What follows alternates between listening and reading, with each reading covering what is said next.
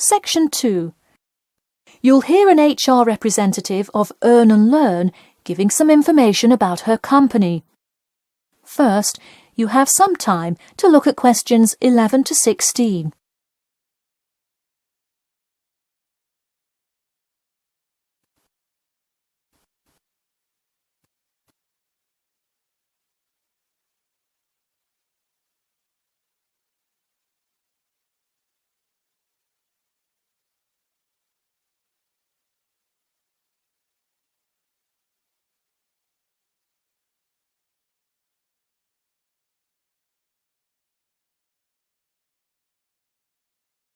Now listen carefully and answer questions 11 to 16.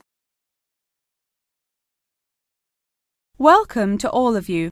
Can everybody see and hear me? Good. I'm Sarah Connor, an HR representative of Earn and Learn. I have been asked today to talk to you about our company. So, for those of you who don't know very much about the company, let me start by giving you some basic information about it. Earn and Learn started nearly 20 years ago. It is not a charity but a for-profit company that enables promising entrepreneurs to make money while traveling.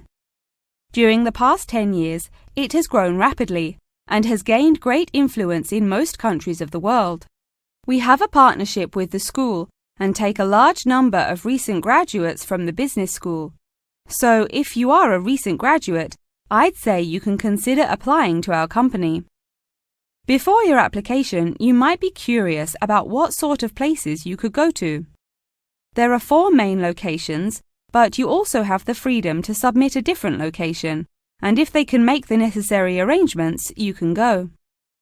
The first country Earn and Learn established locations was the US, where you may choose from multiple locations, as long as you can commit to their more rigid schedule of August to December. Also, you could do the Australia internship. That one is really cool. You work at a wildlife shelter and learn about the business practices of non-profit organizations. You do have to be willing to commit 8 months for that one, though.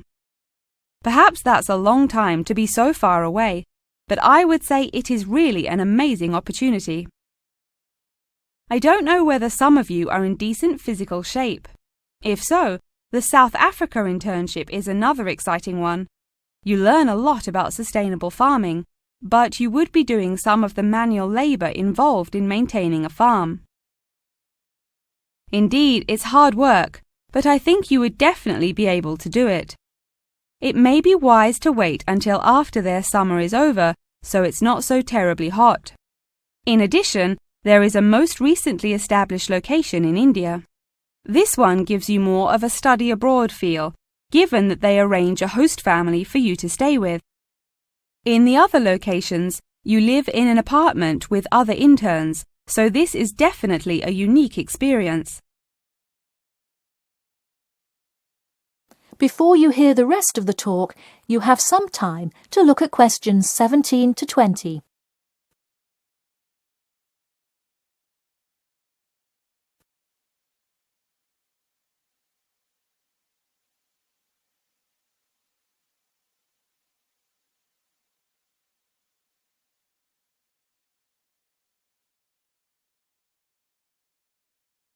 Now listen and answer questions 17 to 20.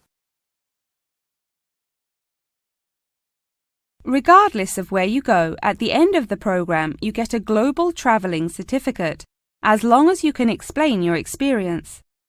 You can provide a written log of what you did.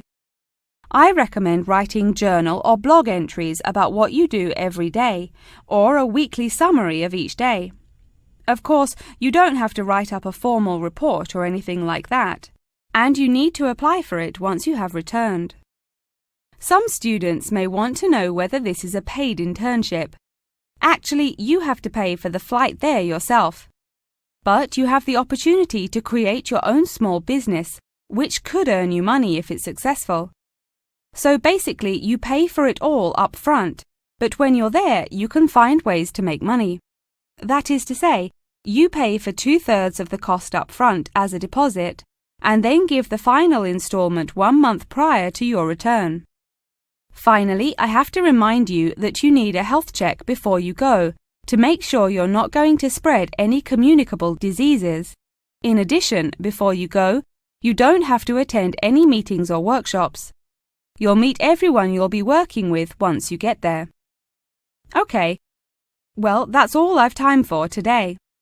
Thanks for listening, and I'm happy to take any questions if you have them. That is the end of section 2. You now have half a minute to check your answers.